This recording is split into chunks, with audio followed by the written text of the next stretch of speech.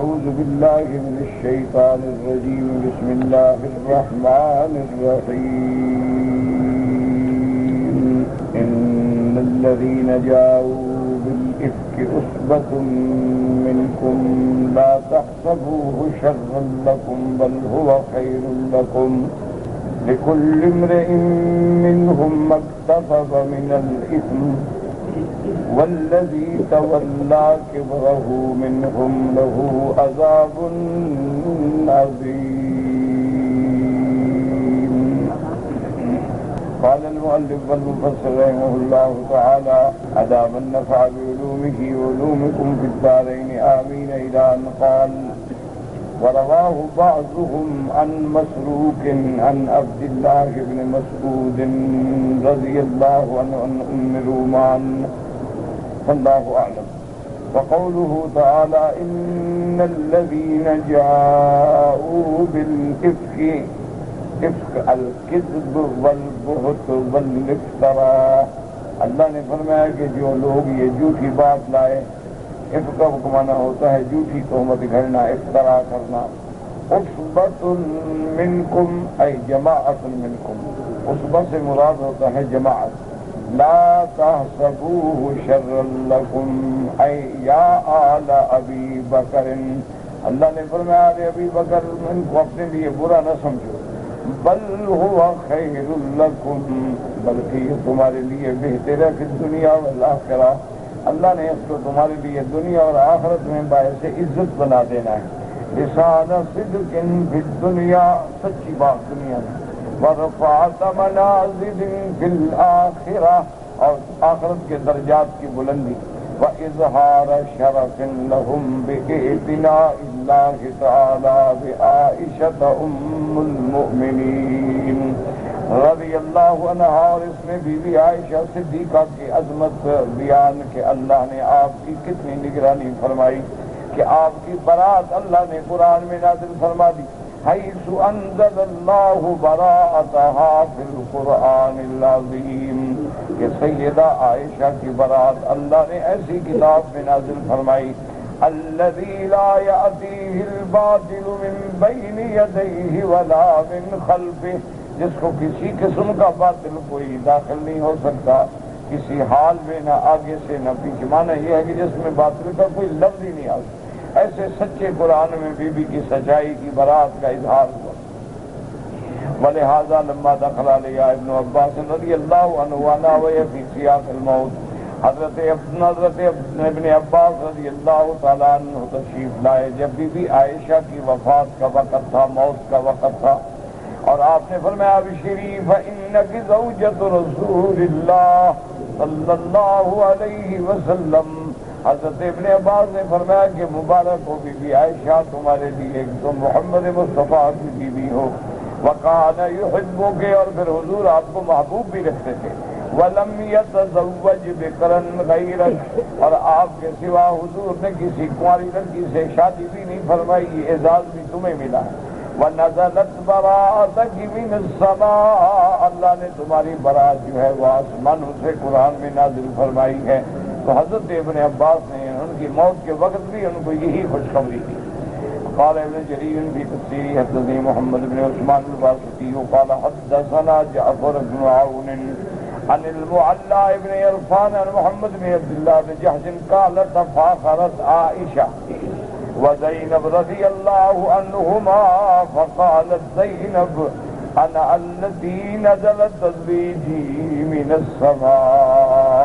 اس حدیث میں آتا ہے حضرت عبداللہ بن جحش فرماتی ہیں کہ بی بی عائشہ اور بی بی زینب رضی اللہ تعالی عنہ کے درمیان میں تفاخر یعنی آپس میں مکالمہ ہوا کہ میری شان زیادہ ہے یا آپ کی شان زیادہ ہے. تو بی بی زینب رضی اللہ تعالیٰ عنہ نے فرمایا کہ عائشہ میں تو وہ خوش نصیب ہوں کہ جس کی تزویج اللہ نے آسمانوں سے فرمائی، یعنی میرا نکاح اللہ نے آسمانوں سے کر دیا، جس کو قرآن پاک نے بھی ذکر کیا. فلما قضى زید زوجنا منها وطرا زوجناکہا. تو اللہ تو یہ بڑی شان ہے کہ جس کا نکاح اللہ عرش سے فرما دے. قال، اس کے بعد بی بی عائشہ نے فرمایا انا الذی نظر عذری فی کتاب اللہ، حين حملني صفوان بن المعطل على الراحلة۔ بی بی عائشہ نے فرمایا لیکن میری شان بھی تو دیکھو کہ میری صفائی اللہ نے قرآن میں نازل فرمائی۔ اللہ تبارک و تعالیٰ نے جب مجھے صفوان بن المعطل قافلے سے دور سے اٹھا کے اونٹنی پہ سوار کر کے لائے اور دشمنوں نے تہمت لگائی تو میرے اللہ نے میرا عذر بیان فرمایا۔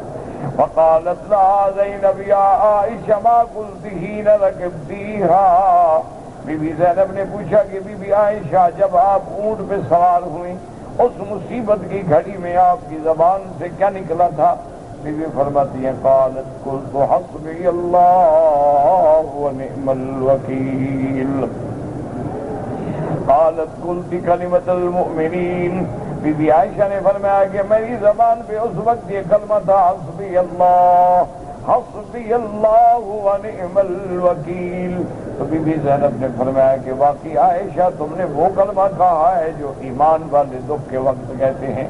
تو یہ کلمہ مبارک جو ہے اس کی بڑی شان ہے، بڑی عظمت ہے، اور اس پر علماء نے کتابیں بھی لکھی ہیں کہ سیدنا ابراہیم کو جب آگ میں ڈالا گیا انہوں نے بھی یہی کلمہ پڑھا۔ اسی طرح جب بی بی ہاجرہ کو آپ نے مکے میں چھوڑا انہوں نے بھی یہی کلمہ کہا۔ اور یہ تو قرآن میں موجود ہے نا کہ جب جنگ احد پر صحابہ کو خبر ملی دشمنوں کے آنے کی فزادوہم ایمانا فقالوا حسبنا اللہ ونعم الوکیل۔ تو ہر مصیبت کے لیے اور بڑے سے بڑے دشمنوں سے بچنے کے لیے یہ کلمہ اکثیر ہے۔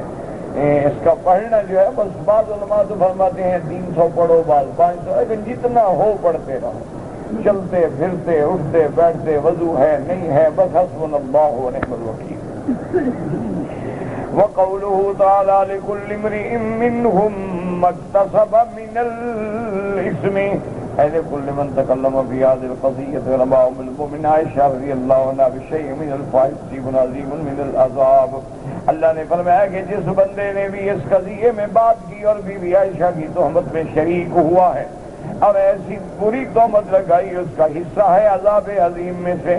والذی تولی کبرہ منہم لہ عذاب عظیم، اے قبل ابتدا بھی، جس نے سب سے پہلے اس مسئلے کی ابتدا کی، کیونکہ سب سے بڑا ظالم تو وہ ہے نا البادی ازلم، جو آدمی ابتدا کرے وہ ظالم ہوتا ہے۔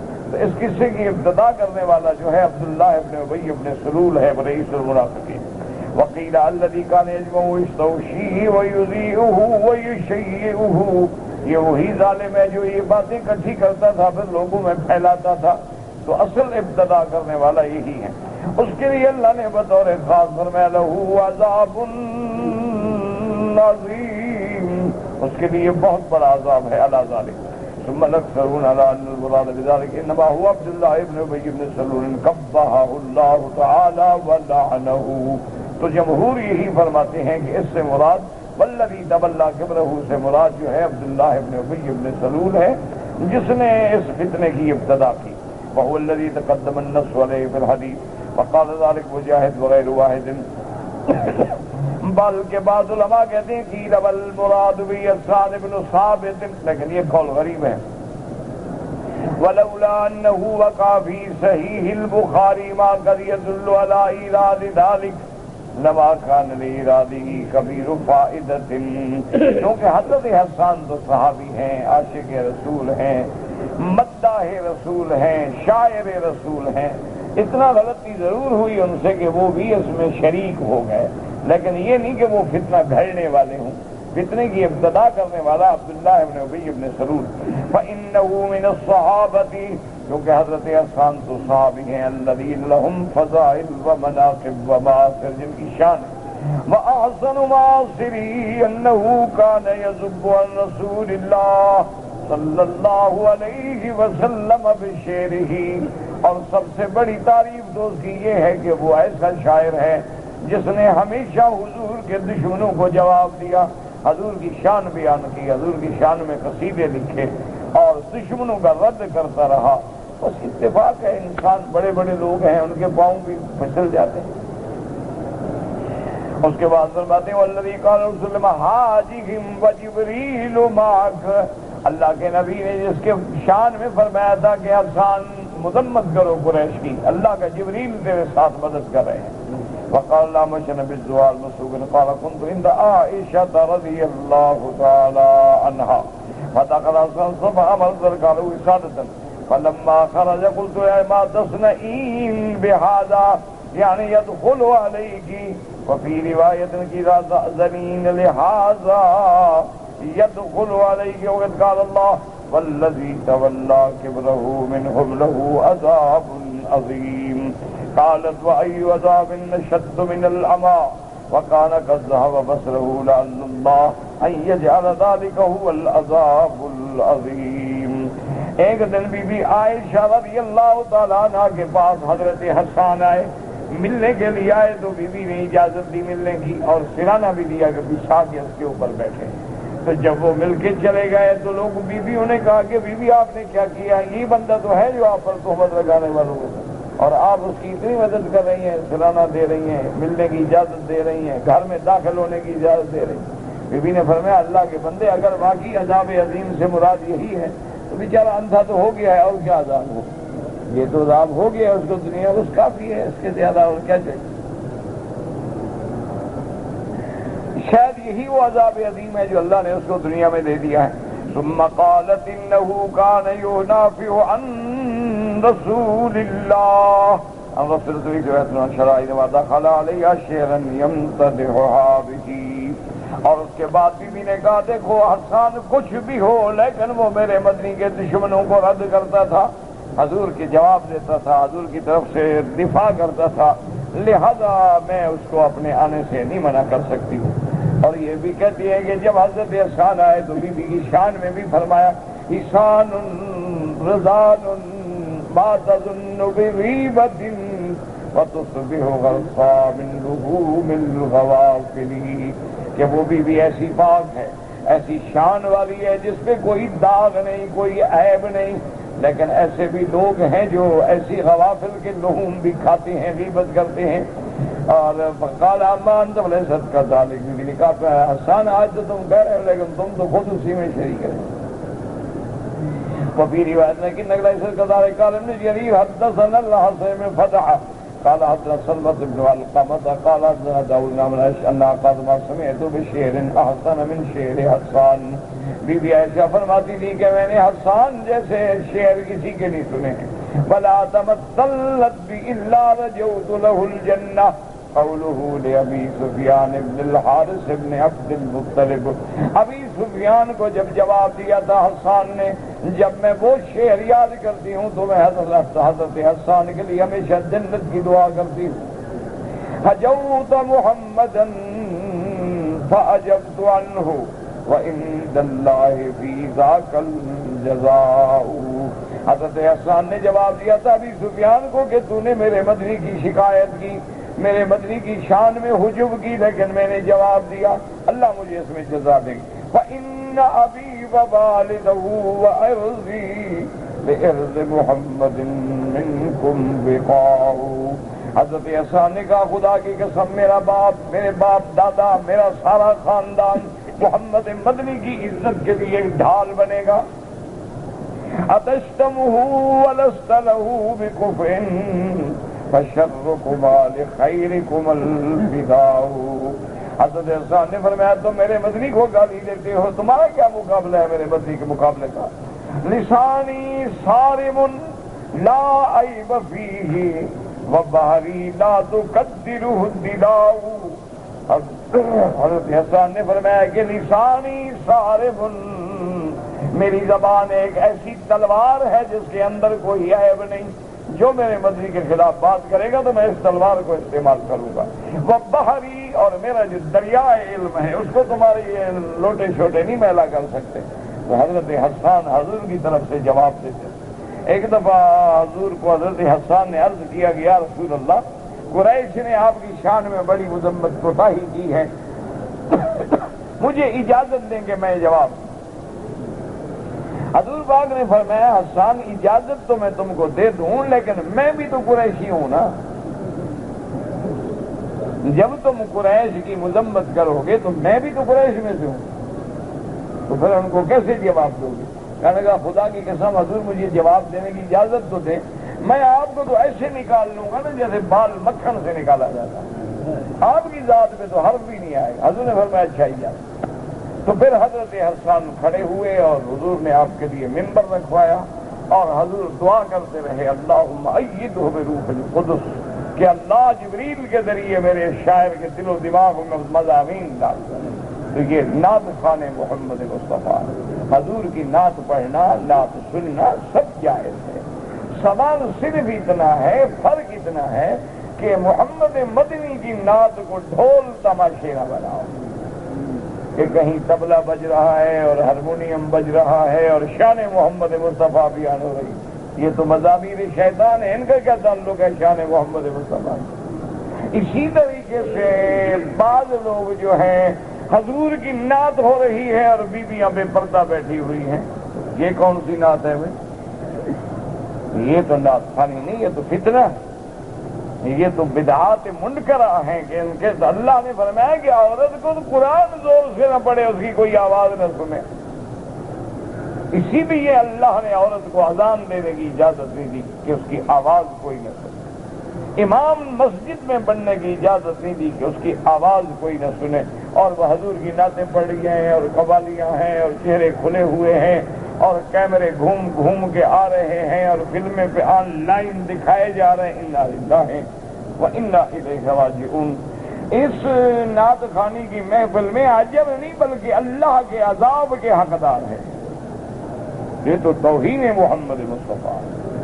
اسی طرح وہ بھی نعت خوانی نہیں ہوتی کہ جن کی نعتیں فلمی دھنوں پہ بنائی جائیں، فلمی انداز میں گائی جائیں، یہ سب حرام ہے، مگر نہ نعت خوانی ہو، شعر ہوں، مدح ہو، قصیدہ ہو محمد مصطفیٰ کا، اس کا تو نعوذ باللہ انکار کرنے والا کافر ہو جائے گا۔ جس کی شان خود خدا نے بیان کی ہو تو بندہ کیوں نہ بیان کرے؟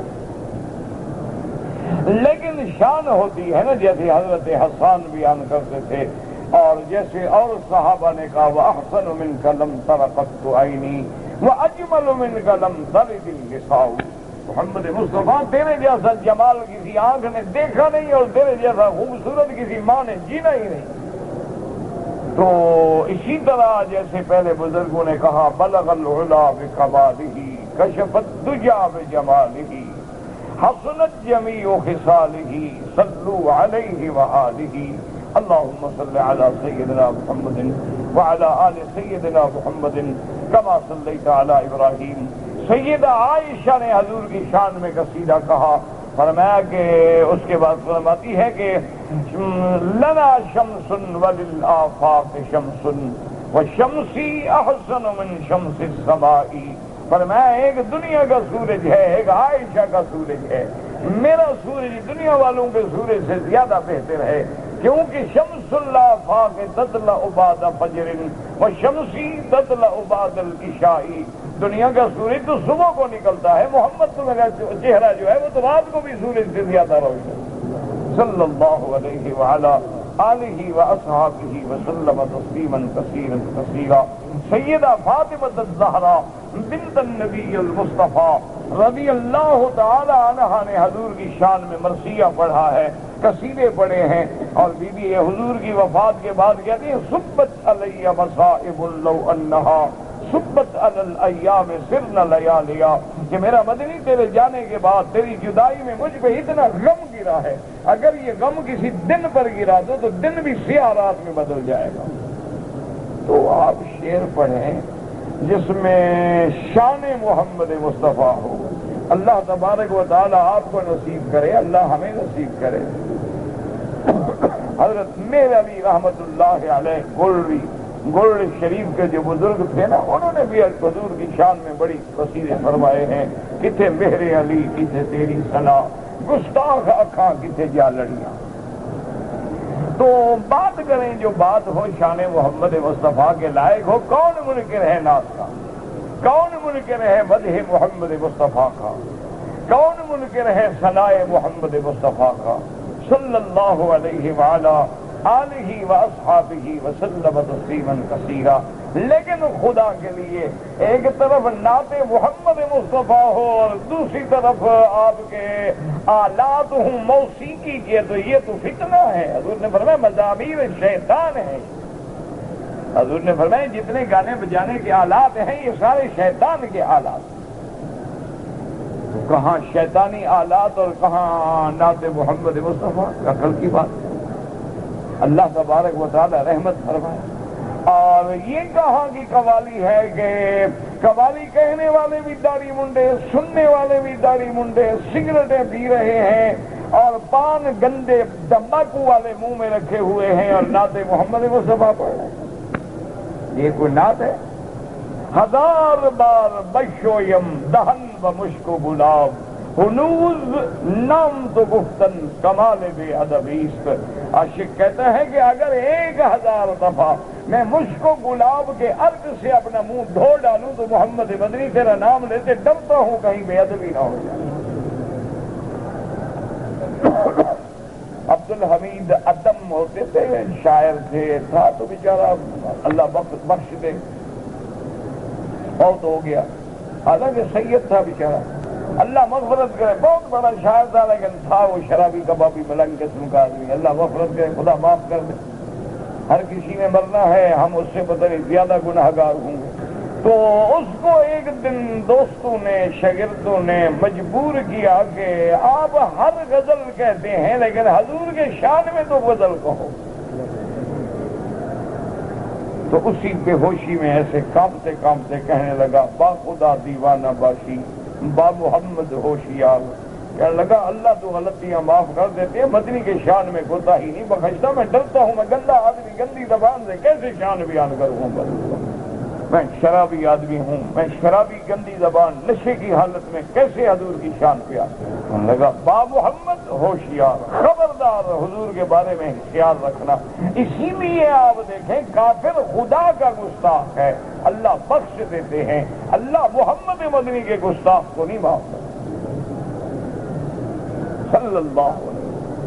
اسی لیے علماء فرماتے ہیں کہ جو زندیق ہے اس کی توبہ بھی قبول نہیں ہوتی، یعنی جس نے حضور کی توہین کی ہے وہ کہتے ہیں توبہ بھی کرو تو قبول نہ کرو، قتل کر دو اس بدبخت کو۔ توہین محمد مصطفیٰ کرتا ہے، اچھا کافر توبہ کرے تو معاف ہو جاتی ہے، کفر معاف ہو جاتا ہے، لیکن گستاخ نبی کی اللہ توبہ بھی معاف نہیں قبول فرماتے استغفر لہم او لا تستغفر لهم ان تستغفر لهم 70 مرة فلن يغفر اللہ لهم۔ یہ وہی لوگ ہیں جن نے بی بی عائشہ پہ تہمت لگائی، حضور کے دشمن۔ اللہ نے فرمایا میرا مدنی ان کے لیے بخشش مانگو یا نہ مانگو، 70 دفعہ بھی مانگو میں نہیں بخشوں گا۔ اچھا رحمت کی شان بھی دیکھو، حضور نے فرمایا اللہ نے 70 دفعہ کہا ہے نا کہ 70 دفعہ مانگو تو نہیں بخشوں، میں زیادہ مانگوں 70 سے بڑھا دوں گا تو پھر شاید اللہ معاف کر۔ اللہ نے فرمایا ان کے لیے 1 کروڑ دفعہ بھی مانگو میں نہیں معاف کرتا، بس ختم، مانگو ہی نہیں ان کے لیے۔ فلا تقم علی قبری ولا تصلی علی احد منهم مات ابدا ولا تقم علی قبره۔ میرا مدنی ان کے جنازہ بھی نہ پڑھو، ان کی میت پہ بھی کھڑے نہ ہوں، ان کے لیے بخشش نہ مانگنا کبھی۔ تو یاد رکھیں گستاخ رسول کو تو اللہ بھی نہیں معاف کرتے، زندیق کو تو اللہ بھی نہیں معاف کرتے ہیں، لیکن یہ شان نہیں ہے کہ میری بیٹیاں میری بہنیں میلاد منا رہی ہیں، سارا دن میک اپ میں، سنگار میں، حرام کاری میں، فحاشی میں، عریانی میں، بے حیائی میں گزرتا ہے، میلاد ہو رہا ہے۔ خدا کا خوف کرو۔ یہ کیا ہوا کہ چاہو تو بسنت بنا لو اور چاہو تو میلاد بنا لو، اللہ کے نبی سے بھی ڈرامہ کرتے ہیں۔ اگر تم نے میری بیٹی میلاد محمد مصطفیٰ بنانا ہے تو پھر محمد کی شان کا شرم کرو، پردہ کرو، حیا کرو۔ اگر تمہیں میلاد محمد مصطفیٰ سے محبت ہے تو تیرے گھر میں نماز ہو، تیرے بچوں میں نماز ہو، تیرے گھر میں قرآن ہو، تیرے گھر میں حیا ہو۔ یہ کیا ہے کہ تم نبی کو بھی خوش کرنا چاہتی ہو، ڈرامہ ہے، میلاد منا دیں گے، بس جناب حلوہ کھلا دیں گے، حضور راضی ہو جائیں گے۔ وہ تو اتنی بڑی بے نیاز ذات ہے کہ ایک صحابہ آئے اور انہوں نے کہا کہ یا رسول اللہ، فلاں بندے نے آج کافروں کے خلاف جو جنگ لڑی ہے نا، واہ واہ کمال کر دیا ہے، وہ تو سیدھا جنت میں گیا۔ حضور نے فرمایا کیا کہہ رہے ہو؟ میں کہا حضور آج اس نے بے جگری سے اتنی دشمنوں پہ مقابلہ کیا ہے اور شہید ہوا ہے، اور شہید کا مقام جنت ہے۔ حضور نے فرمایا میں اپنی آنکھوں سے دیکھ رہا ہوں کہ اس کے سر پہ جہنم کی آگ جل رہی ہے۔ یا رسول اللہ وہ شہید ہو گیا؟ فرمایا ہاں شہید ہو گیا، لیکن مال غنیمت سے اس نے مال چرایا ہے۔ شہید چوری میں پکڑا جا رہا ہے اور ہمارے گھروں میں فلمیں چلتی ہیں، نماز نہیں ہے، اذان نہیں ہے، قرآن نہیں ہے، میلاد منا رہے ہیں، قرآن خوانی۔ جی آج آیت کریمہ پڑھا لو، میرے خامن میں مشکل آ گئی ہے، اللہ کو دھوکہ دے رہے۔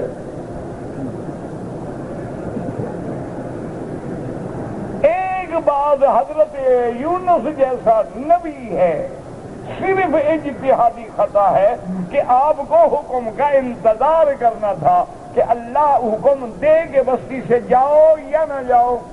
صرف اتنی بات کہ جب اللہ کسی بستی پہ عذاب کا فیصلہ فرماتے ہیں تو اپنے نبی کو بھی حکم بھیجیں گے، افسر پہ اہل قابل اپنے بچوں کو لے کے نکل جائیں۔ حضرت یونس اسی انتظار میں نہیں رکے، بس اتنی سی بات ہوئی اور چل پڑے کہ بھی اس بستی پہ عذاب آنا ہے، لیا تھا میں جاؤں۔ اللہ نے فرمایا اچھا میرے حکم کی انتظار کیے بغیر چل پڑے ہو؟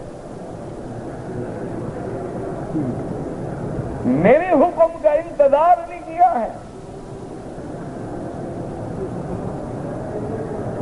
اللہ تبارک و تعالی نے جب کشتی میں آئے، کشتی طوفان میں گھری، ملاحوں نے کہا کہ ایسا واقعہ کبھی نہیں ہوا، معلوم ہوتا ہے کوئی بندہ اپنے مالک سے بھاگا ہوا۔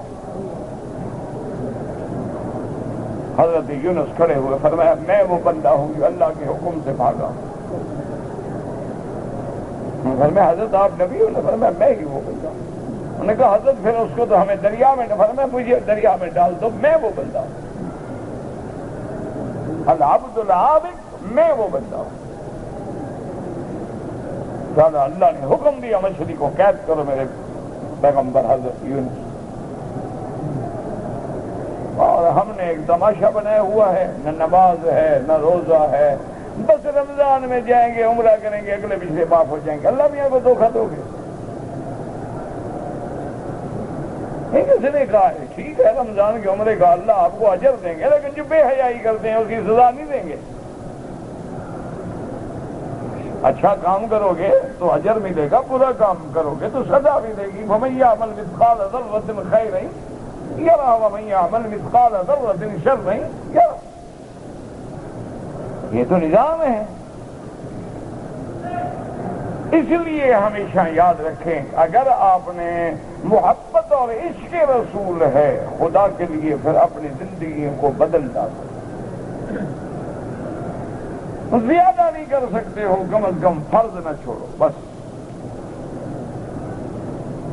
اگر تم سے زیادہ نہیں ہو سکتا نا تو بس کچھ بھی نہ کرو، صرف نماز فرض ہے، مر جاؤ نماز نہ چھوڑو۔ بیمار ہو کھڑے ہو کے نہیں پڑھ سکتے، بیٹھ کے پڑھ لو۔ بیٹھ کے پڑھنے میں بھی تکلیف ہے، ٹیک لگا کے اشارہ کر لو، نماز ہر حال میں پڑھو نہ چھوڑو۔ پانی منع ہے، وضو منع ہے، تیمم کر لو۔ غسل نہیں کر سکتا ہے، پلید ہے، جنابت کی حالت میں ہے، بیمار ہو گیا ہے، نماز کا وقت ہے، تیمم کر کے نماز پڑھ لو، اشارے سے پڑھ لو، کسی طرح پڑھ لو، حاضری لگا لو۔ نماز فرض ہے، رمضان کا روزہ فرض ہے، اللہ پیسے دے تو 2.5% زکوٰۃ ادا کرنا فرض ہے، اللہ امیر بنائے تو زندگی میں 1 دفعہ حج کرنا فرض ہے۔ بس یہ فرائض کو پکڑو اور منکرات سے بچ جاؤ، زنا سے، ڈاکے سے، چوری سے، قتل سے، ناحق تہمت لگانے سے، بڑے بڑے کبائر گناہوں سے بچ جاؤ، پھر اللہ کی رحمت اور خوف سے تعلق رکھو، انشاءاللہ بیڑا پار ہو جائے گا۔ باقی تم کہو کہ نماز نہ پڑھیں بس پیر بڑا مضبوط ہے، تو انشاءاللہ پیر تمہیں خود اپنے ہاتھ سے جہنم لے جائے گا، فکر نہ کرو۔ وہاں اللہ نبی کے بیٹے کو نہیں بخشتے تو پیر کہاں بخشے جائیں گے؟ وہ ایک لطیفہ مشہور ہے نا، ایک آدمی ٹرین میں بیٹھا ہوا تھا تو اس نے پوچھا حضرت آپ کا اسم گرامیہ سے، کہا حضرت خاکسار کو قلب علی کہتے ہیں۔ اس نے کہا حضرت یہ کیا نام ہوا علی کا کتا؟ میں نے کہا جی بس نام رکھ لیا ہے، حضرت علی کے کتے بن گئے، جنت میں چلے جائیں گے۔ اس نے کہا جی وہاں تو اللہ میاں کا کتا بھی نہیں جاتا، علی کے کتے کو کون آنے دے گا؟ پیر چھڑا لے گا، سب ڈھکوسلے ہیں، جو خود نماز نہیں پڑھتا تمہیں چھڑا لے گا، جس کی اپنی عاقبت کا پتہ نہیں ہے تمہیں چھڑا لے گا۔ بس فرائض اللہ، یہ عرب کیوں کامیاب ہے ایمان سے؟ نہ یہ نفلیں پڑھتے ہیں، دیکھا ہے آپ نے، نہ تسبیحاں مارتے ہیں، نہ ایک ٹانگ پہ کھڑے ہو کے چلے کاٹتے ہیں، کبھی دیکھا ہے ان کو بیٹھے ہیں بیٹھے؟ تو سنتیں بھی نہیں پڑھتے، کیونکہ ان کے نزدیک سنت مؤکدہ غیر مؤکدہ کا تو مسئلہ ہے نہیں، ان کے نزدیک سنت ہے، پڑھ لیا ثواب ہے، نہ پڑھو ثواب ہے۔ ان کے ہاں مؤکدہ غیر مؤکدہ واجب کی تقسیم ہی نہیں، یا فرض ہے یا سنت۔ سنت پڑھے گا ثواب ہے، نہیں پڑھے گا تو کوئی یار فرض پڑھ کے بیٹھ جائیں گے، کھجور کھا رہے قہوہ پی رہے، سنت ہی نہیں پڑھتے۔ لیکن کیا ہے، عقیدہ پہاڑ کی طرح پکا ہے، ٹکڑے کر دو شرک نہیں کرے گا، ٹکڑے کر دو کبھی غیر اللہ کے آگے نہیں جھکے گا، ٹکڑے کر دو کبھی 11ویں 11ویں اور قبروں پہ جا پہ خیراتیں نہیں چلائے گا۔ اور اس کو پتا ہے کہ رمضان کا مہینہ آ رہا ہے، جو کمانا ہے اسی میں کما لو، اسی میں لنگر چلائیں گے، کھجوریں چلائیں گے، سبیلیں چلائیں گے، ساری ساری رات تہجد میں کھڑے رہیں گے، قرآن میں کھڑے رہیں گے، سارے سال کی نعمتیں اللہ سے رمضان میں مانگ کے جیب میں ڈال کے گھر چلے جاتے ہیں۔ ایک ہم ہیں جناب ماشاءاللہ، جہاں جھنڈا نظر آیا سجدہ، جہاں قبر پہ دیا جلتا ہوا نظر آیا مرشد، یا غوث مہربانی کروا، وہ خود مر گئے ہیں، تم سے کیا مہربانی کریں؟ نہ وہ زندہ ہیں، اپنی قبر کی مٹی تو ہٹا نہیں سکتے، تھوڑی گرمی دور ہو جائے تمہیں چھڑا لیں گے۔ کوئی عقل کرو، خدا کا خوف کرو۔ اگر کوئی کسی قبر سے مانگنا جائز ہوتا، اللہ کا کعبہ میرے سامنے ہے، سب سے پہلے محمد مدنی سے مانگا جائے۔ میرا ایمان ہے کہ کائنات کی کسی ولی کیا کسی نبی کی قبر بھی میری مدنی کی قبر کا مقابلہ نہیں کر سکتی۔ اور یاد رکھو، کب قیامت آئے گی پتہ چلے گا۔ ہم کہتے ہیں خدا بھی ایک ہے اور محمد بھی ایک ہے، اس کا روضہ بھی ایک ہے، خدا کے ساتھ بھی شریک نہ کر، محمد کے مقابلے پہ روضے نہ بنا، ورنہ قیامت میں خدا پکڑے گا۔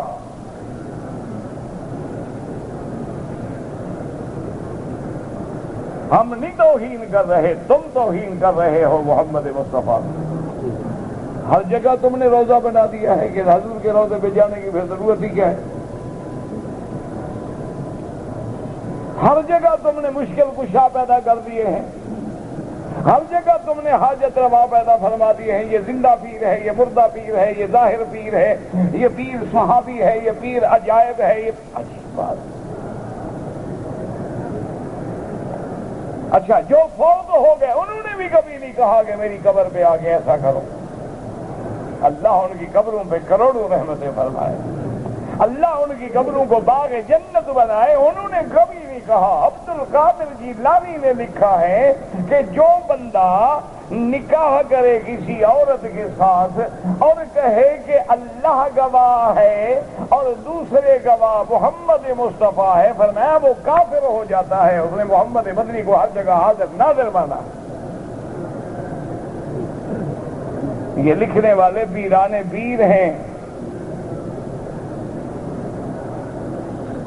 یہ مرشد حضرت عبد القادر جیلانی نے لکھا ہے کہ جو یہ عقیدہ رکھے کہ اللہ بھی گواہ ہے کہ اللہ تو ہر چیز جانتے ہیں اور محمد مصطفیٰ بھی گواہ ہے، مانا خدا کے مقابلے پہ لے آیا ہے نبی کو، یہاں اس نے حاضر ناظر سمجھا ہے، اس نے شرک کیا ہے، کافر ہو گیا۔ کہ لوگ کہتے تھے نا جی اللہ رسول گواہ ہے، یہ کہنے سے بندہ سیدھا کافر ہو جاتا ہے۔ سمجھ آیا مسئلہ؟ عمرے پہ آئے ہیں، پوچھو حضرت کب تشریف ہے؟ بس یہ حضور نے بلایا ہے، اس کو خدا نے نہیں بلایا، اس کو حضور نے بلایا ہے۔ اچھا حضور جب عمرہ کرنے آئے ان کو کس نے بلایا؟ یعنی نبی کو تو خدا بلاتا ہے، تمہیں نبی بلاتا ہے، اللہ نے کہا دفعہ ہو، میرے پاس آنے کے قابل ہی نہیں ہے، تم بلا لو۔ عقل کرو، بلانے والا کون ہے؟ اللہ نہ چاہے، یاد رکھو مکے میں رہتے ہوئے بھی عمرہ نصیب نہ ہو۔ میں نے ایک دفعہ سفر کیا تھا دمام سے کار پہ، تو جو ڈرائیور تھا اس کو میں نے خالص عربی، خالص بدو، نسلی عربی، یہ بھی نہیں کہ نقلی عربی ہو 2 نمبر، نسلن اصلاً عرب تھا۔ تو میں نے اس کو کہا بھی طائف میں فلاں جگہ گاڑی روکنی ہے، میں نے احرام باندھنا ہے۔ خیر وہ آ گیا، اس نے پیسے لینے تھے، اس کو کیا تکلیف ہو سکتی تھی، اس نے آگے گاڑی روکی، مجھے کیا یہ کیا ہوتا ہے عمرہ، یہ کیا ہوتا ہے میقات؟ اور میں نے کہا اللہ کے بندے تمہیں پتہ نہیں ہے میقات ہے، عمرہ ہوتا ہے، مکہ شریف جائیں گے، طواف کریں۔ انہوں نے کہا میری عمر اس وقت 60 سال ہو گئی ہے، میں تقریباً ہفتے میں 3 دفعہ مکے آتا ہوں، میں نے تو کعبہ ہی نہیں دیکھا۔ میں نے اس کے لیے احرام خریدا، میں نے کہا غسل کرو، یہ احرام ہے، چلو آج تو میرے ساتھ کر لینا ایک دفعہ۔ کہتا ٹھیک ہے اللہ تجھے جزا دے یار، مجھے عمرہ کروا دو، کیسے ہوتا ہے عمرہ؟ تو ہم نے احرام باندھا، اس کو بتایا، لبیک پڑھائی، میرے ساتھ آیا، عمرہ کیا۔ بدو تھا نا، عرب تھا، اب وہ کیا میں کرایہ نہیں دیتا۔ خدا کے بندے عجیب بات ہے، اس دور میں 500 ریال بڑا کرایہ ہوتا تھا، 500 ریال، کیونکہ پوری گاڑی تمام سے آئی تھی کار، تو 500 ریال کرایہ دیتا۔ وہ کہ میں آپ سے کرایہ نہیں دوں گا، آپ نے تو مجھے کعبہ دکھا دیا، میں نے تو 60 سال میں نہیں دیکھا۔ میں نے کہا بس تم مجھے پیر نہ بناؤ کہ لے لو، اور حلال کے ہیں الحمدللہ، یہ حرام کے نہیں ہیں پیسے۔ انہوں نے کہا ابھی میں بھی بدوں، میں نہیں دوں گا۔ میں نے کہا اچھا خیرات کر دو، کہا تم میری طرف سے کر۔ انہوں نے کہا یہ کوئی بات ہے، 60 سال گزر گئے، میں نے تو خدا کا کعبہ ہی نہیں دیکھا۔ تو خدا کا شکر کرو کہ اللہ ہمیں گھر میں لایا ہے، کہہ دو الحمدللہ الحمدللہ الحمدللہ، اور دعا کرو کہ اللہ اس گھر کے برکات ثمرات نصیب فرما، ہمیں اس گھر میں آنے کے بعد اپنا بنا لے، ہمارے عقیدے بدل دے، ہمارے اعمال بدل دے، یا اللہ مشرک کو موحد بنا دے، بدعتی کو محمد مدنی کی سنت کا شیدائی بنا دے، گناہگاروں کو میرا اللہ دین والا بنا دے، اللہ ہماری نسلوں کی بھی حفاظت فرما، یا اللہ مسلمان جس ملک میں ہے اس کی جان مال آبرو عزت کی حفاظت فرما۔ دعا کیا کرو اللہ کے کعبے میں ایک گھڑی ایک نماز تمہیں حرم میں نصیب ہو جائے، اللہ کا شکر۔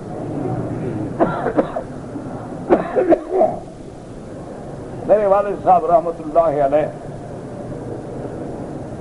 الحمدللہ ثم الحمدللہ، جنہوں نے 40 سال اللہ کے حرم میں قرآن و حدیث پڑھایا، اور آج بھی میں کعبہ سامنے ہے میرے، حرم میں بیٹھا ہوں، میں چیلنج کرتا ہوں کوئی مائی کا لال اگر ہے تو مکے میں پیدا کرو جس نے میرے باپ کو 100 ریال بھی دیا ہوا یا انہوں نے مانگا ہو۔ کبھی کسی نے دے دیا 2 ریال 10 ریال 5 ریال، دروازے پہ کھڑے ہو جاتے تھے، بھائی کوئی غریب ہے مسکین ہے ادھر آؤ ادھر آؤ، وہ تقسیم کر کے پھر گھر جاتے تھے۔ جو لوگ پرانے دور کے رہتے ہیں مکے میں پوچھ لیں ان سے، کبھی کسی شاہوں کی دعوت پہ نہیں گئے، کبھی انہوں نے جبے گجرے نہیں پہنے، وہی پگڑی وہی جوتا وہی کرتا وہی دیسی لباس جو اپنی زندگی میں پہنا تھا، موت تک وہی پہنا۔ اور اللہ نے علم حدیث میں وہ مقام دیا تھا کہ حضرت مولانا منظور احمد نعمانی رحمت اللہ علیہ اور حضرت علی میاں رحمت اللہ علیہ جیسے عظیم قداور علماء جو تھے وہ بھی آتے تھے کہ حضرت فلاں حدیث حل نہیں ہو رہی، اس کی تقریر فرمائیں. کیونکہ جس نے شیخ الہند سے پڑھا ہو، جس نے تفسیر امام انقلاب عبید اللہ سندھی سے پڑھی ہو، جس نے پیر بھی خلیفہ غلام احمد دین پوری جیسا دیکھا ہو، رحمت اللہ علیہم اجمعین، یعنی اللہ کی شان ہے. اللہ تبارک و تعالی نے ان سے اتنا اللہ نے حدیث کا قرآن کا کام لیا کہ زندگی اسی میں الحمدللہ ان کی بیت گئی. آخری عمر میں ان کی نظر بند ہو گئی. نظر آنا جو تھا نا بالکل ایسے کر کے دیکھتے تھے ورنہ نظر نہیں آتا تھا. تو میں نے ڈاکٹروں سے مشورہ کیا اور والد صاحب رحمت اللہ علیہ کو میں نے رات کو علیحدہ بیٹھے تھے تو تیار کیا. میں نے کہا حضرت اس کا آپریشن جو ہے نا وہ امریکہ میں بھی اور انگلینڈ میں بھی ہو سکتا ہے اور سارا الحمدللہ انتظام ہو گیا ہے. دوستوں کی ذمہ داری ہے، احباب نے کہہ دیا ہے، بس آپ مہربانی کریں وہاں زیادہ سے زیادہ 2 دن یا 3 دن رکنا پڑے گا. 1 دن جانے کا، 1 آنے کا، 3-4 دن وہاں لگیں گے. تو وہ سنتے نہ تو مسکرا کے کہہ دیتے اچھا اچھا ٹھیک ہے ٹھیک ہے ٹھیک ہے. ایک دن جب میں نے بہت زیادہ اصرار کیا، میں نے کہا حضرت کیا بات ہے، اللہ نے سارے وسائل دے دیے، ٹکٹ ہے، خرچہ ہے، ڈاکٹر ہیں آگے انتظار کر رہے ہیں، تو آپ مانتے ہی نہیں ہیں. تو اٹھ کے بیٹھ گئے اور فرمانے لگے بیٹا بات سنو. ایک تو حدیث محمد مصطفیٰ ہے کہ من اخذ حبیبتہ فی آخر عمر ہی، اللہ جس کی عمر آخری عمر میں آنکھیں لے لے نبینا ہو جائے، وہ صبر کرے تو اللہ جنت دے دیتے ہیں. پتہ نہیں اللہ مجھے اسی طرح جنت دینا چاہتے ہو. اور دوسرا انہوں نے کہا کہ تم میرے اچھے بیٹے ہو، مجھے مکے سے نکالنے کے لیے آئے ہو. القیام فیہا سعادت والخروج منہا شقاوت، اس کی ایک گھڑی سعادت ہے اور نکلنا جو ہے بدبختی ہے. اچھے میرے بیٹے ہو، مجھے بدبخت بنانے آئے ہو کہ میں آپریشن کے لیے اللہ کا کعبہ چھوڑ دوں. بس ٹھیک ہے میں اللہ کے فیصلے پہ راضی ہوں. اور ویسے بھی وہ خدا کی قدرت آخری دن تھے، آخری دنوں میں یعنی چند 1-آدھا مہینہ ایسی حالت میں گزرا. اس سے پہلے الحمدللہ ٹھیک تھے، اس کے بعد ویسے بھی وفات ہو گئی. تو وہ یہ فرماتے تھے کہ اگر اللہ مکے مدینے کی ایک گھڑی ادب سے نصیب کر دے تو تیری ساری زندگی سے بہتر ہے. بس مہربانی کر کے دعا کیا کرو اللہ ہمیں حیات. اب تم بسم اللہ اللہ اکبر حجر اسود کو کر رہے ہو، دیکھا اور تم رہے ہو، تو پھر آنے کا کوئی فائدہ نہیں. اس سے گھر بیٹھے رہو بہتر ہے. طواف بھی کر رہے ہو ماشاءاللہ سبحان اللہ الحمدللہ سبحان اللہ سبحان اللہ سبحان اللہ، اور تم کو بھی دیکھ رہے ہو، کیا فائدہ؟ اس سے گھر مرو زیادہ بہتر. اگر حرم میں آ کے تم نے ٹیلی فون کی گھنٹیاں بجانی ہیں تو لعنت ہے ایسے آدمی پر کہ یہ اللہ کا گھر ہے کہ موسیقی بجانے کی جگہ ہے. تم گانے کی دھنیں لگا کے خدا کے کعبے میں آتے ہو اور اللہ کے عذاب کو دعوت دیتے ہو. خدا کا خوف کرو، حرم میں داخل ہو بند کر دو. کون سا تم ہارڈ لائن پہ بیٹھے ہو کہ پریزیڈنٹ نے تم سے رابطہ قائم کرنا ہے. انا للہ. ادھر آدمی نماز پڑھے اللہ اکبر، ادھر گانا لگا ہوا. ادھر آدمی کہتے سبحان ربی العظیم، ادھر گانا ڈا کرتا ہے. یہ مسلمان ہے؟ کون کہتا ہے یہ مسلمان؟ خدا کا خوف کرو. اور اللہ اگر ہمت دے تمہارے ساتھ جس کی گھنٹی بجے 1-2 دفعہ تو سمجھاؤ، نہ سمجھے نہ 1 دفعہ لے کے توڑ دو، جان چھوٹے، کوئی غضب نہیں ہو جائے گا. 2-4 ٹوٹیں گے نا عقل آ جائے گی سب کو انشاءاللہ. ایک دفعہ پیار سے سمجھا دو کہ جی بند کرو بکواس. اللہ کے حرم میں موسیقی گانے، اچھا بعض اتنی گندی دھنیں ہیں، اتنی خبیث دھنیں ہیں کہ شیطان بھی نہ سنے. اس کے بعد جناب بی بی صاحبہ فرماتی ہیں وکیل یا ام المؤمنین لیس ھذا لغوا قال انما اللغو ما قیل عند النساء قال علیہ اللہ یقول. تو کہا گیا ام المؤمنین یہ جو ہے کیا یہ کلام لغو نے کہا نہیں، لغو تو وہ ہوتا ہے جو شاعر عورتوں کی تعریفیں کریں، بالوں کی تعریفیں کریں، حسن و جمال کی تعریفیں کریں. جو حضور کی تعریف کرے وہ کیسے لغو ہے؟ وہ تو شان محمد مصطفیٰ ہے۔ قالت وكنا بالسيف تعني الضربة ضربه إياها صفان مطر السلم حين بلغوا أن يتكلم في ذلك فعلاه بالسيف وقال يقتله۔ تو انہوں نے کہا بی بی آپ نے کیوں اجازت دی حسان کو؟ انہوں نے کہا دیکھو اللہ نے اس کو اندھا کر دیا اور اس کو وہی تلوار کی مار کافی ہے جو صفوان نے اس کو ماری تھی۔ جب اس کو پتہ لگا نا کہ میری تہمت لگانے میں یہ بھی شریک تلوار لے کے ہے لیکن الٹی ماری، شکر ہے کہ مر نہیں گیا اس سے۔ تو بہرحال اللہ تبارک و تعالیٰ سے دعا کریں اللہ تبارک و تعالیٰ ہمیں صحیح معنی میں مسلمان بنا دے اور حضور کا غلام بنا دے۔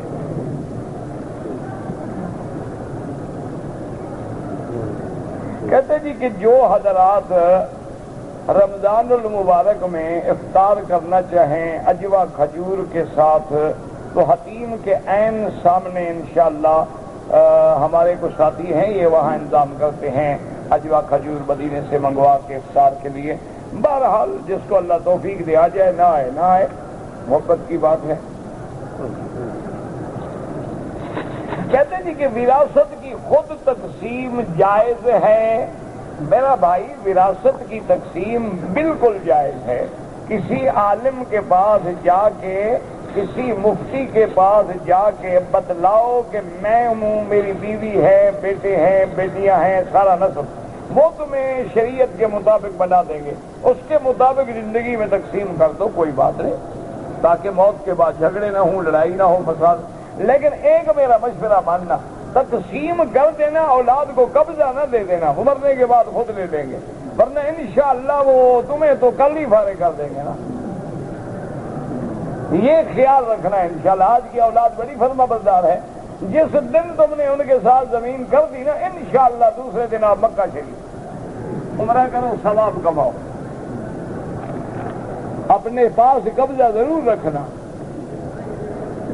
ہم نے کئی دوست دیکھے ہیں ہمارے، یعنی کہ 50 مربع زمین ہے، ان نے بیٹوں کو دے دی، وہ بیچارے بیٹھے ہوئے ہیں۔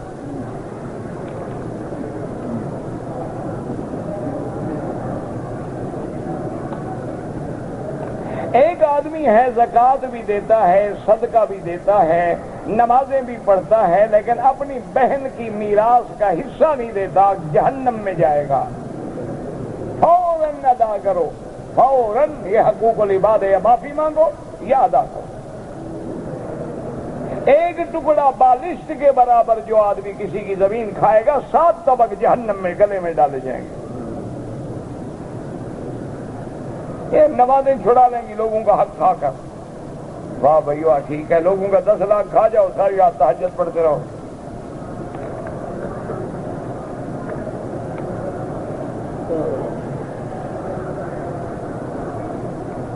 ہمارے ہاں اکثر زکوٰۃ جو ہے پیشہ وروں کو دی جاتی ہے، نہ دیں نا پیشہ وروں، آپ زکوٰتیں اپنی مدارس میں دیں اور مدارس دینیہ کو جا کے بتلائیں گے یہ زکوٰۃ کے پیسے ہیں، تاکہ اس کو وہ زکوٰۃ کے مطابق خرچ کریں۔ آج کل ان کے علاوہ کوئی صحیح جگہ ملنا بہت مشکل ہے، جو اس حال میں بھی کہ ساری دنیا کا کفر ان کو دبانے پہ تیار ہے، لیکن وہ اللہ کا نام لے کے بیٹھے ہوئے ہیں۔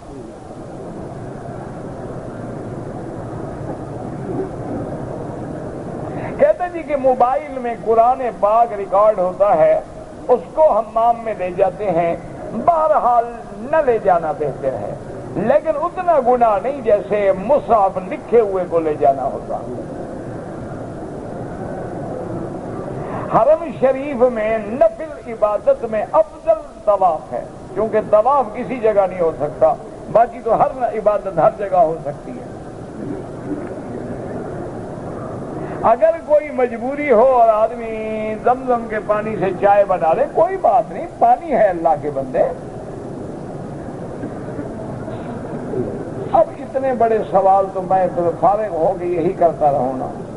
حضرت علی کو کرم اللہ کیوں کہا جاتا ہے؟ تو تکریم ہے۔ بعض علماء کہتے ہیں کہ انہوں نے چونکہ بچپن میں بھی کسی بت کو سجدہ نہیں کیا۔ 15 شعبان کو روزہ رکھنا بدعت ہے۔ پورے سال میں کتنے روزے رکھے؟ ہر مہینے میں 3 روزے، 13، 14، 15، اسی طرح سوموار اور جمعرات، اور اسی طرح 2 روزے عاشورہ کے اور باقی رمضان کے۔ فضائل الگ چیز ہے، مسائل الگ. پھر مسائل میں بعض چیزیں واجبات ہیں، بعض فرائض ہیں. اگر کوئی آدمی قرآن کو مصلے پہ رکھ کے پڑھے کوئی حرج نہیں، اللہ نیتوں کو جانتے ہیں، تیرا مقصد توہین نہیں. اگر کوئی آدمی سلوار کے نیچے انڈر ویئر پہن لیتا ہے نماز پڑھے، ٹھیک ہے، کوئی بات نہیں، اور زیادہ محفوظ ہے.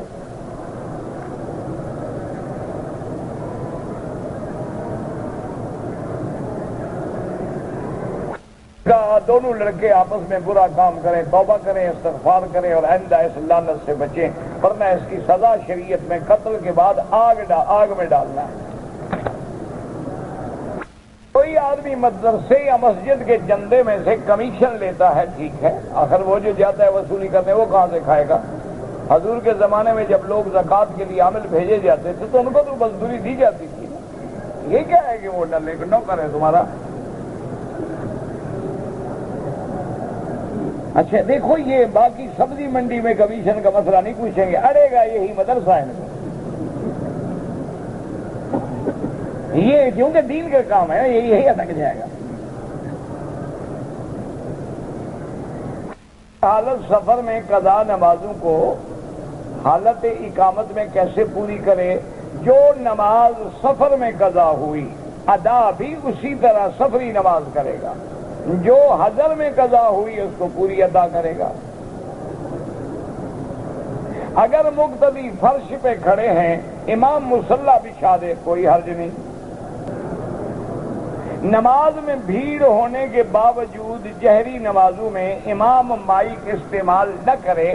اگر مکبر کا انتظام ہے، لوگوں کی نماز خراب نہیں ہوتی، تو سپیکر کا استعمال نہ کرنا افضل ہے. حضور نے کبھی نہیں کیا، یہ تو مجبوری ہے. بغیر ٹوپی کے نماز ہو جاتی ہے، لیکن یہ مسئلہ نہیں کہ ہو کے اتار کے پھینک دو. وضو کا پانی کھڑے ہو کے پینا سنت ہے، پی سکتا ہے. جمعہ کی نماز واجب ہے، فرض ہے. جمعہ کے بعد پہلے 2 رکعت سنت ہیں یا 4، پہلے 4 بعد میں بھی 4. اگر خفین کا حصہ پھٹ جائے جس میں پانی داخل ہو جائے تو مسح ناجائز ہے. شیعہ پیروں کا مسح کرتے ہیں، شیعہ سے پوچھیں. باقی کون سا کام سیدھا کرتے ہیں؟ باقی الٹا کرتے ہیں، وضو بھی الٹا کرتے ہیں. کوئی نئی بات ہے بلا؟ کلمہ بھی ان کا اپنا ہے، اذان بھی اپنی ہے، وضو بھی اپنا ہے. آخر انہوں نے اپنی جو ایک بنانی ہے تو کچھ تو کرے نا. دعا کرو اللہ ان کو بھی ہدایت دے، اللہ جھگڑے دور کرے. ہم لوگ کو ایسے آتے وقت اکثر قافلے ظہر عصر کی نماز ساتھ پڑھاتے ہیں، کوئی حرج نہیں، پڑھ لیا کرو، کوئی کفر اسلام کی جنگ نہیں. سے آتے ہوئے میقات سے احرام باندھ کے عمرہ کر لیا ہے. اب اگر عمرہ کرنا چاہیں تو حد حرم سے باہر جانا ہوگا، مسجد عائشہ جائیں، جیرانہ جائیں، کہیں جائیں.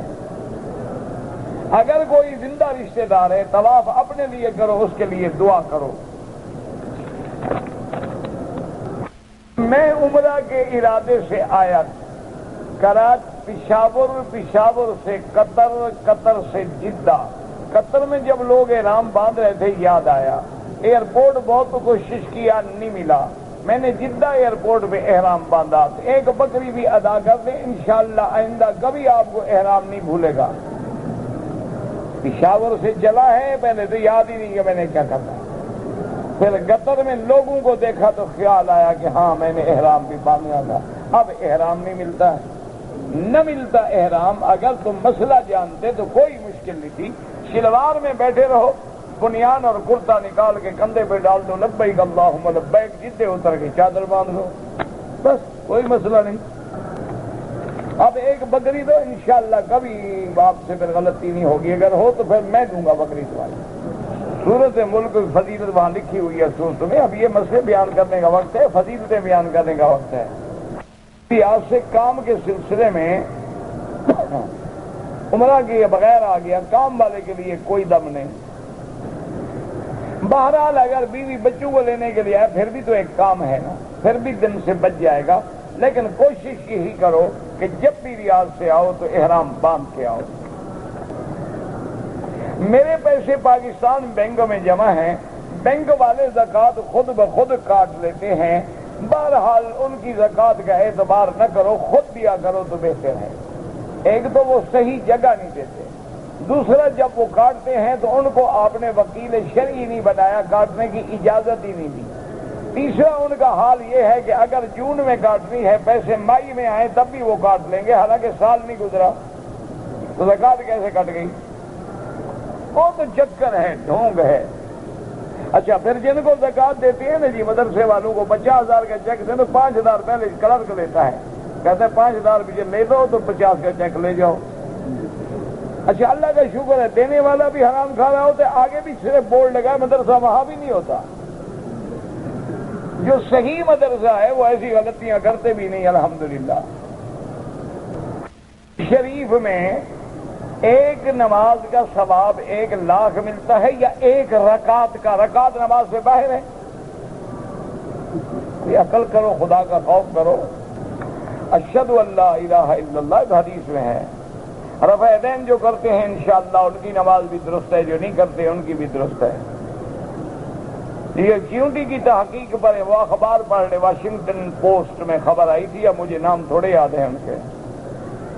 نماز میں جب کھڑے ہوں تو پاؤں برابر ہوں، یہ ضروری نہیں ہوتا کہ پاؤں پہ پاؤں رکھو، مانا ہے کہ گٹے کے برابر گٹا ہو، کندھے کے برابر کندھا ہو، صف ٹیڑھی نہ ہو، ورنہ ایک آدمی کا قد لمبا ایک کا چھوٹا ہے، کیا کریں گے؟ نیچے اینٹیں رکھیں گے اس کو۔ مانا ہے سب سیدھی کرو۔ آپ کہو جی اس کا کندھا ملاؤ، کیسے ملائے؟ اللہ کے بندے مانا ہے سب سیدھی کرو، درمیان میں فاصلہ نہ چھوڑو، سب ٹیڑھی نہ ہو، اللہ نظر نہیں فرماتے۔ امام صاحب کے پیچھے فاتحہ نہ پڑھنے سے نماز ہو جاتی ہے، بالکل ہو جاتی ہے، حضور کی حدیث ہے کہ امام کے پیچھے چپ رہو۔ اگر کسی نے 5 طواف ایک دفعہ کیے ہیں اکٹھے، بعد میں ہر طواف کی 2 رکعت پڑھے۔ اگر کوئی آدمی کسی جانور سے بدفعلی کرے اس کو ذبح کر کے دفن کر دو، آدمی کو سزا دو، لیکن شریعت سزا دے گی۔ میں نے پاکستان سے عمرہ کیا، سر منڈوا لیا تھا، پھر میں مدینہ منورہ گیا، واپسی پہ عمرہ کیا لیکن سر نہیں منڈایا، دم پڑ گئی۔ سر بھی منڈاؤ، دم بھی ادا کرو، جتنے دفعہ عمرہ کرو بال ہوں یا نہ ہوں اس طرح پھروانا ہوگا۔ دم کیا ہوا گوشت کھا سکتے ہیں، خود نہیں کھا سکتے، غریبوں کو کھلاؤ۔ میں قطر میں امام ہوں لیکن حنفی وتر کو 2 سلام کے ساتھ پڑھا سکتا ہوں، مجبوری ہے نوکری کے لیے تو کوئی فرق نہیں پڑتا، وہ بھی حدیث میں موجود ہے، یہ بھی حدیث میں موجود ہے، کوئی جھگڑا نہیں، تمام روایات حدیث میں موجود ہیں، جو بھی پڑھتے ہیں انشاءاللہ صحیح پڑھتے ہیں۔ اگر کسی نے عمرے پہ آیا تھا لیکن یہاں چوری چھپے کام بھی کرتا رہا، وہ پیسے اس کی مزدوری حلال ہے۔ میری بیوی نے میرے گنجا ہونے کے بعد احرام کھول دیا، بال نہیں کاٹے تو اب کاٹ دو نا بال اس کے، جب تک بال نہیں کاٹے گی عورت وہ بھی احرام سے نہیں نکلے گی۔ اور نے سوچا ہوگا بھی چلو یہ جو گنجا ہو گیا تو میرا بھی کام بھی ہو گیا، اس کے بال الگ کٹنے ہوں گے، ضروری ہے۔ ایک آدمی کی شادی طے ہو گئی، نکاح ہوا، نکاح میں لڑکی کے باپ اور بھائی نہیں آئے لیکن انہوں نے ایک آدمی کو وکیل بنایا، انہوں نے شرکت کی، بالکل نکاح ٹھیک ہے۔ بہرحال لڑکی بھی راضی ہے، ٹھیک ہے، والدین نے بھی اپنا وکیل بنا کے بھیج دیا، ٹھیک ہو گیا۔ مسافر اگر مقتدی امام کے پیچھے نماز پڑھے تو پھر پوری نماز پڑھے گا، کیونکہ امام کے ہم تابع ہیں، امام 4 نماز رکعتیں پڑھے گا، ہم بھی 4 پڑھیں گے۔ کہتے جی کہ بعض تبلیغی جماعت کے لوگ جو ہیں وہ لوگوں کو 4 مہینے سال کے لیے باہر لے جاتے ہیں، عورتوں کے حقوق رکتے ہیں۔ یہ جو تنخواہ پہ یہاں 2 سال کے کنٹریکٹ پہ آئے ہوئے ہیں، ان کا مسئلہ تم بتا دو، ان کا میں بتا دیتا ہوں۔ یہ جو 2 سال کے کنٹریکٹ کر کے اقامے پہ نوکری کرنے آئے ہیں اور 4 سال سے واپس نہیں گئے، ان کے بیویوں کے بارے میں کیا فتویٰ ہے، یہ تم بتا دو، وہ میں بتا دیتا ہوں۔ اٹکا وہی دین والی بات ہے، یہ مسئلہ کوئی نہیں پوچھتا۔ انا للہ و انا الیہ راجعون۔